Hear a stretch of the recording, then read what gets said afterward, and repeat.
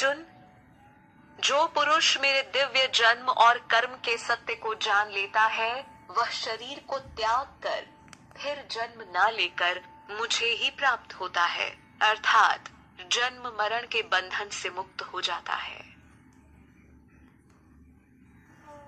राग, भय और क्रोध से मुक्त, मेरे आश्रय में आकर मुझ में विलीन होकर तथा ज्ञान रूप तप से पवित्र होकर बहुत से भक्त मेरे स्वरूप को प्राप्त हो चुके हैं।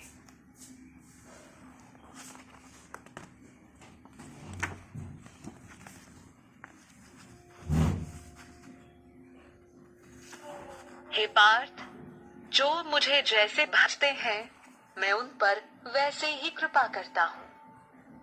अतः सभी मनुष्य सब प्रकार से मेरे ही मार्ग का अनुकरण करते हैं।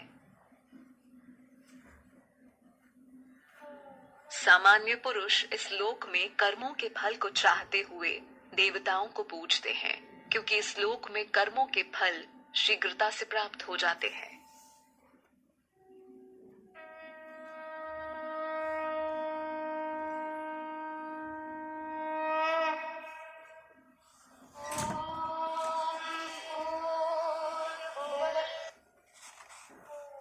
गुण और कर्मों के आधार पर चारों वर्ण मेरे द्वारा रचे गए हैं। यद्यपि मैं उसका कर्ता हूँ, फिर भी तुम मुझे अकर्ता और अविनाशी ही जानो। कर्मों के फल में मेरी कामना नहीं है, इसलिए कर्म मुझे प्रभावित नहीं करते, और जो मुझे तत्व से जान लेता है वह कर्मों से नहीं बंधता। पूर्व काल में मोक्ष पाने वाले पुरुषों ने भी इसी प्रकार के कर्म किए थे, इसलिए तू भी पूर्वजों के समान किए जाने वाले कर्मों को ही कर।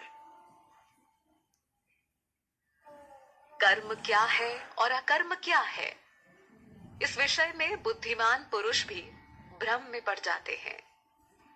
इसलिए मैं तुम्हें कर्म और अकर्म का स्वरूप समझाऊंगा, जिसे जानकर तू संसार बंधन से मुक्त हो जाएगा। कर्म और विकर्म क्या है तथा अकर्म क्या है, यह जानना चाहिए, क्योंकि कर्म का प्रभाव बहुत गहरा है। जो मनुष्य कर्म में अकर्म देखता है और अकर्म में कर्म देखता है, वह मनुष्यों में सबसे बुद्धिमान है, योगी है और संपूर्ण कर्मों को करने वाला है।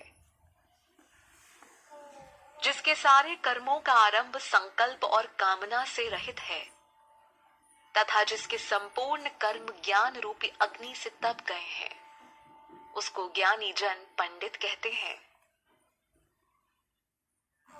जो कर्म फल में लगाव का त्याग करके उस पर निर्भर न रहकर सदा तृप्त है, वह कर्मों में अच्छी तरह से लगा हुआ भी वास्तव में उन कर्मों का कर्ता नहीं माना जाता।